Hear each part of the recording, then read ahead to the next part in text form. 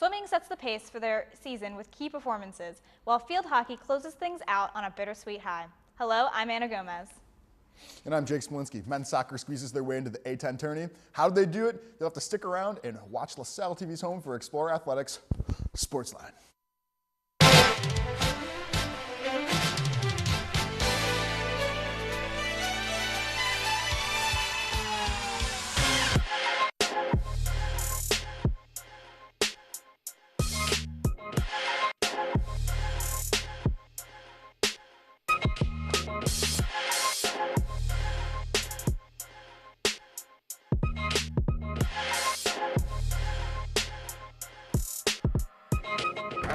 Welcome to SportsLine! Yeah. We are wrapping up a lot of fall sports this week, including cross country's mixed performance in the A10 tournament. And later, we talked to senior lacrosse star Allie Ilgenfritz on how the team fared in their fall ball matches and what it means for their spring season. But first, let's take a look at what went down this past week for our athletes. Men's cross country finished 6th at the A10 championship at Mechanicsville, Virginia. Fran Ferruzzi crossed the finish line in 6th place in just under 25 minutes. And for the second season in a row, the blue and gold senior himself earned all conference honors. Fellow teammate Bradley Ewer was the next explorer to cross the finish line. He competed against 123 other runners and came in with a time just under 26 minutes, taking the 26th spot. Women's cross country took on the 6K at A10 championships, with Caitlin Poez being the first explorer to cross the finish line. The first explorer to cross the finish line in second place. Poez captured second place against 131 other runners in just over 17 minutes. The next blue and gold runner to sprint across the finish line was Emily Ward, who came in with a time just under 19 minutes and took 44th place. And swimming and diving were on the road last week to Geneva, Ohio for a quad meet against St. Bonaventure and St. Louis. And the Explorers controlled the pool this weekend with 2 overall wins over their opponents. And Otala, Gregory, Forsgren, and Fadley brought LaSalle to their first win of the day in the 200 free relay. And next up for the Explorers were the 400 medley relay team of Bergman, Mladenovic, Bartoshevich, and Nikolic, splashing into first place by just 2 seconds. That is a lot of Eastern Europeans. And for the women, sophomore Olivia Di Stefano finished first in the 100-yard backstroke and took second in the 50-yard freestyle, just 0.3 of a second behind first place. And Osterhaus also had a great performance in both the 200 fly, placing third, and the 400 IM with a 4th place finish. In diving, Sydney Sabo finished first on the 1 meter with a score of 224.25. The women's volleyball team wrapped up their 5-game road trip with a pair of matchups on October 28th and the 29th against George Washington and Mason respectively. The GW Colonials and the Explorers both enter the contest with similar struggles plaguing them this year, though it didn't exactly look that way out on the court. While LaSalle managed to keep it close during the sets, the end result was never in their favor, losing the match in straight sets by a combined 13 points. Standouts for the blue and gold in the defeat were junior Brianna Davis, who tallied a team-high 15 kills, and freshman Catherine Wood, who added a career-high 37 assists. And then on the following afternoon, the team traveled to Fairfax, Virginia to take on the Colonials of George Mason University. And while the team saw more success this time around than the previous day, the Explorers still couldn't piece together a victory. And even against a Colonial squad having an abysmal season. And LaSalle got out to an early, albeit slim lead with a 30-28 first set win, but George Mason answered with 2 consecutive set wins at 25-23. The Explorers refused to accept defeat so easily and claimed the 4th set 25-22 following a key point streak. And in the decisive 5th set, the teams battled hard and closely until the Patriots pulled in 8 of the set's final 12 points to secure the victory, 15-11. The loss puts the volleyball team at 10-17 on the year. Get ready for this one. Oh boy! Men's water polo welcomed Mercyhurst to Kirk Pool for the last match of the regular season on Friday, October 8th. Taking on a team of seasoned upperclassmen, the Explorers tightened up their floaties and dove into battle. Jacques Stewart entered his first game of the season with a solid 3 goals, and consistent players Jeff Brady and Alex Pitcher notched 2 apiece as well. Even with a PG performance from Jacob Klingsberg in net with 5 saves, old age and treachery ultimately topped youth and vigor, and Mercyhurst came away with a 13-8 win. Next, the team takes on Connecticut College in the Mall PC Championship tourney, so strap on your swim caps and get ready for a big old cannonball of a match. Oh, heck yeah. Field hockey faced off against St. Francis in A10 division play on October 28th, and they played a tough match but ultimately fell short in overtime. Sophomore Logan O started off the scoring, but the Red Flash answered shortly after when they scored off a corner just before the halftime buzzer. Sophomore Kendall Creeder was able to knot the game with just under 12 minutes of play remaining, taking the game into overtime. And senior goaltender Rachel Hartman made a few saves to keep the Explorers in the game for a while, but St. Francis Livy Webb, she scored the game winner in the 80th minute of play. And 2 days later, LaSalle versed Georgetown in a non-conference game, so let's take a look at that. All right, so LaSalle came out super aggressive. This was a non-conference game, so it didn't really necessarily mean a lot for field hockey. They already knew they were out of the tournament. Look at that. It was a scuffle all the way through. You have Deborah Morocco, who's a senior. She was just super aggressive. She had that breakaway right there, you can see. It was a 2-0 shutout. They're just super aggressive, and nothing's happening. And then all of a sudden, you look at this, Abby Lawrence assists on that, and it was a Jess Hoffman, number 4, goal into net. Abby Lawrence assisted with that. It was a really, Jake knows, it was a really thrilling game to watch, especially to see the season end the way it did.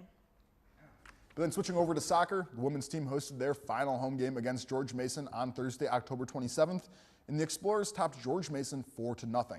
Senior Deja Davis scored 2 goals for the blue and gold and had 1 assist. Juniors Danielle Marks and Kristen Hogsgad scored the other 2 goals for LaSalle. And the women's team closed out their season on the road against Duquesne. The Dukes made it a 1-0 game early on, but sophomore Macy Bauer scored for the blue and gold, tying the game at 1 and forcing it into overtime. The Explorers suffered a heartbreaking loss when Duquesne scored to win the game within 4 seconds left in double overtime. And with how unbelievably tight the A10's men's conference is right now for soccer, the men's team had to make their make-or-break moment against St. Joe's on Saturday, October 29th. Now, LaSalle was seated 1 spot above the Hawks, but with how the other teams are playing in the conference, the Explorers could have ended up outside the bracket with a loss. So going into this match, it wasn't pretty. St. Joe's came out with a chip on their shoulder, scoring 2 goals within the opening 11 minutes, and what looked like to be a devastating potential close to the season. It was all given hope when Pat McCarthy scored off a header off a corner kick in the 20th minute. From there, the match turned into a dogfight as soon as Matt Robinson took a pass from Coleman Kennedy and drove a shot into the back of the net in the 40th. As the second half commenced, the 2 sides were locked at midfield as LaSalle began to push further and further into scoring position. Finally, Sixtus Akinlosotu took a chance on a ripper of a shot and took the rebound to the back of the net for the win in the 87th minute.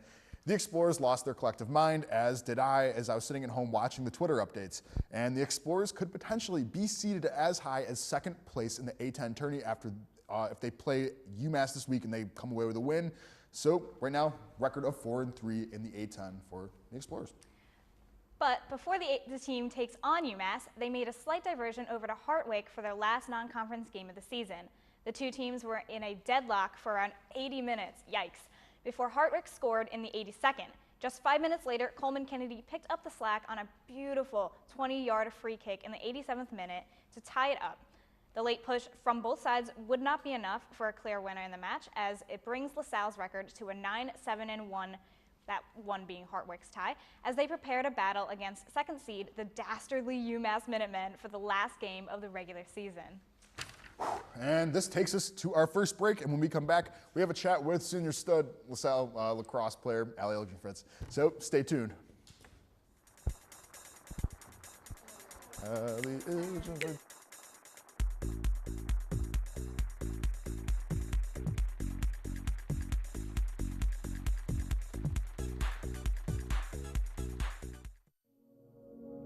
Dancing to me, I think it's the truest form of expression. I was a dancer since I was 4 years old. I was tripping and I was falling and I didn't even know what multiple sclerosis was. With the 360 camera, it gives the chance for someone to see what I see, experience what I experience. Have a surprise. Are you ready for this? Here we go. Oh my God.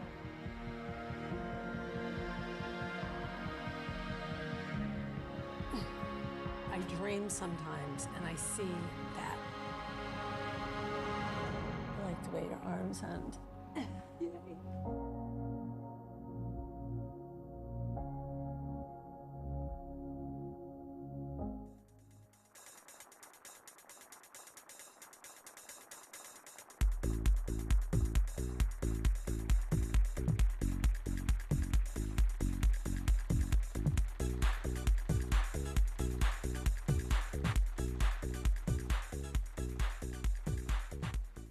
And welcome back. Here to introduce our second act of the show, we have senior Allie Ilden-Fritz. Now, Allie, we're just going to jump right into this. Okay. You played 17 games for fall ball in this past October. How did it work? How did it turn out? It went pretty well. I think it's went a lot better than past seasons. I don't think we've ever played 17 games in a single month, but we made it work. I think it's really promising for the spring after this. And I mean, 17 games, that's a huge amount of time and energy, a lot of energy. What was that like? Did exhaustion ever set in for you? Actually, no. I think our practices, while they were challenging, we ran not nearly much as we have in the past, but I think that's a huge contributor to how well we've been doing in the fall, because we haven't been doing these like really rigorous practices and stuff like that. So I think compared to past seasons, I haven't been as exhausted as I've been before. So actually, it really was not that bad. Oh, nice. And what about the rest of the team? Well, we have a lot of injuries right now. So there's at least 15 people out with injuries. Yeah, a lot of concussions, a lot of like sprained this and that. So I think physically it takes a toll on us after a while.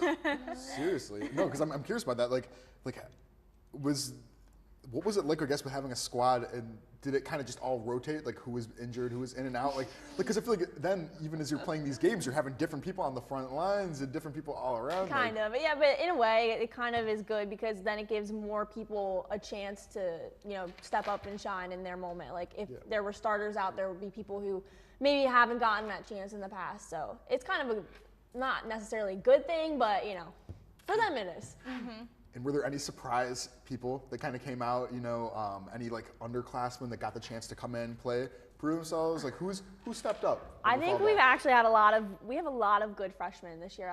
Gina Slemy, she's an attacker. She's been killing it. Our goalie, Lynn, she's from Colorado. She's really awesome. Hannah Wirtz. We have a ton of people who have really just stepped up to the plate, and I think that really helps with the overall just chemistry of the team. I think we've been just killing it. Well, you have a lot of seniors on the squad this year. It's about 8, I think. Yeah, so you're pretty stacked on the seniority. Yeah, we went from 15 freshmen my freshman year, which is now 8, so 8 of us seniors. It would have been 15, but things happen. Things happen. And, I mean, this is your senior year. What are you expecting? What are you hoping for this season?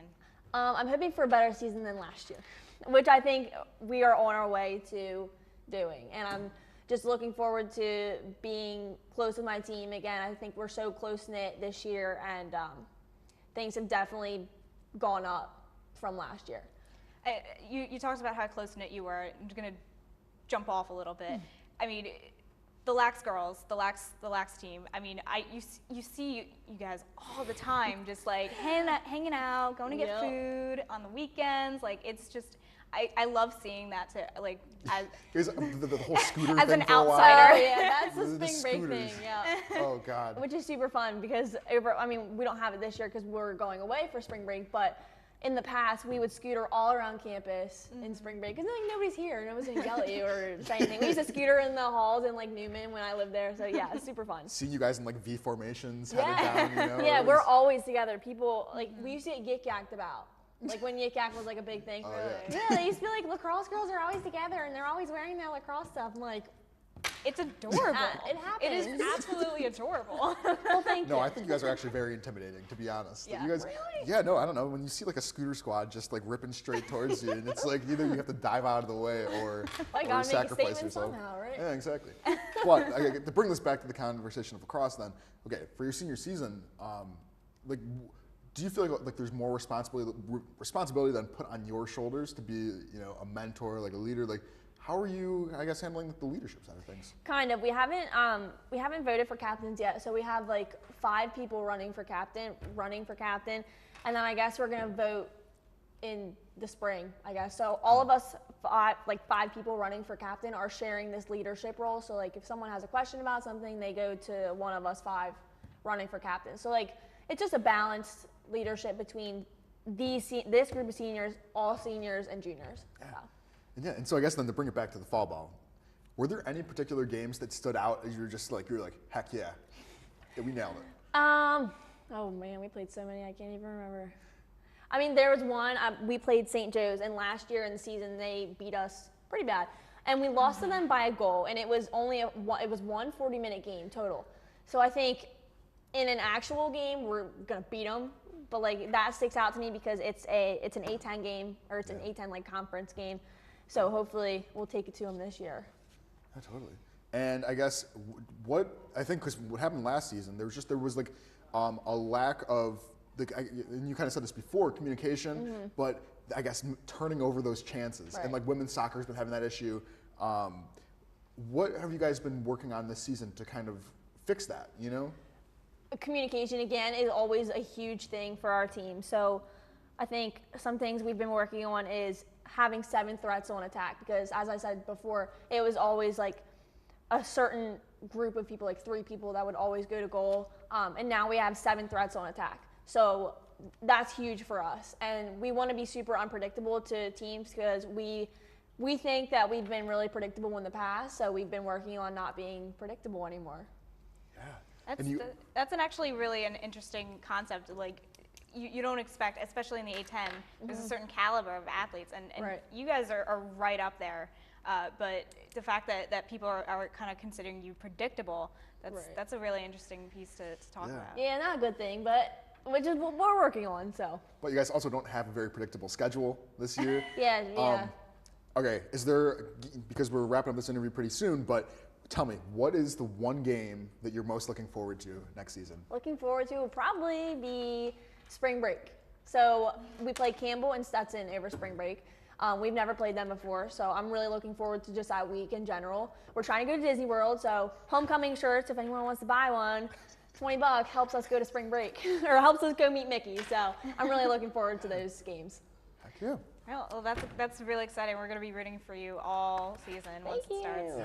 All right, well, that does it for us. Allie, thank you for coming on. It's been a pleasure. And that takes us to our second break. When we come back, we have some really, really cool highlights of the upcoming week.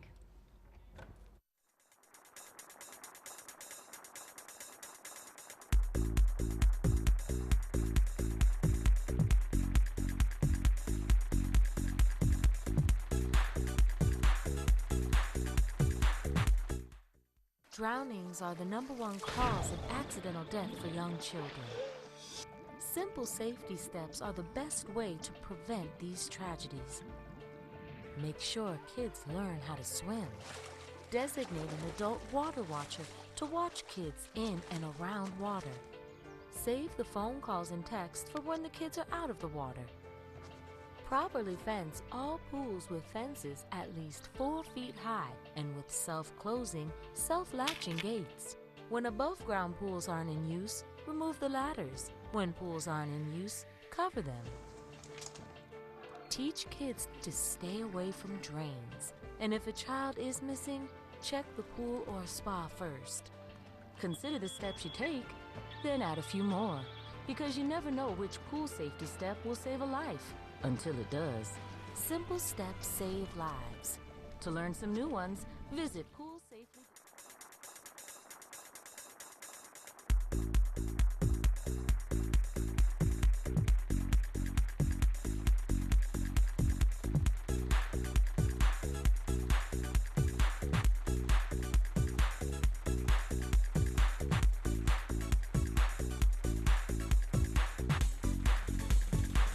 And there is plenty of LaSalle sports action coming up this week, so let us highlight the games ahead. And as we hinted earlier, men's soccer finished off their last regular season game against Massachusetts on Saturday, November 5th.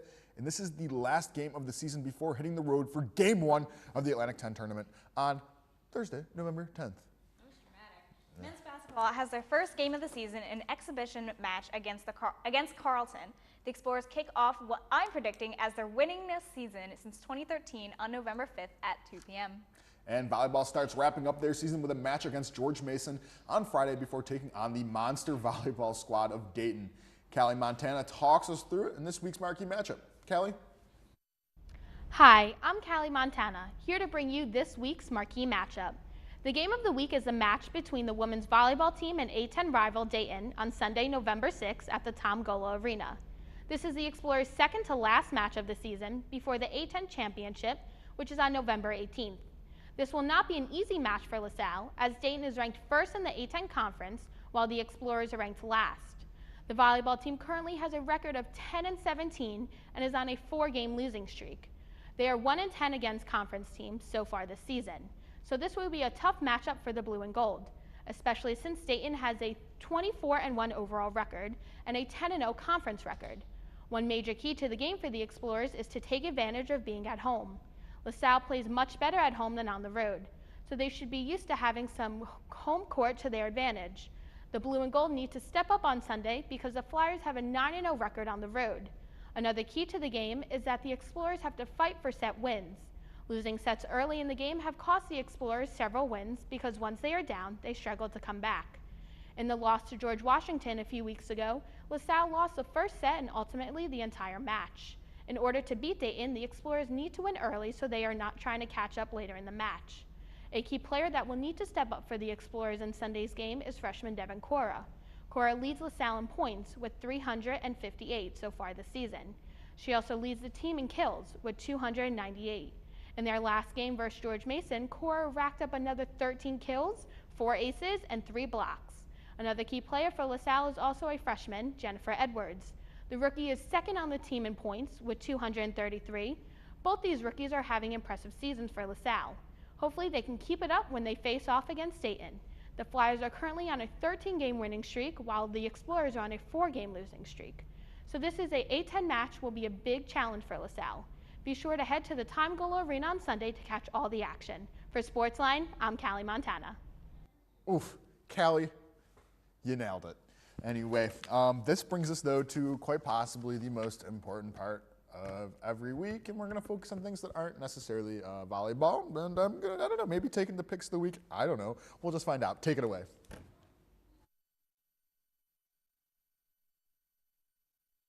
But anyway, I guess no.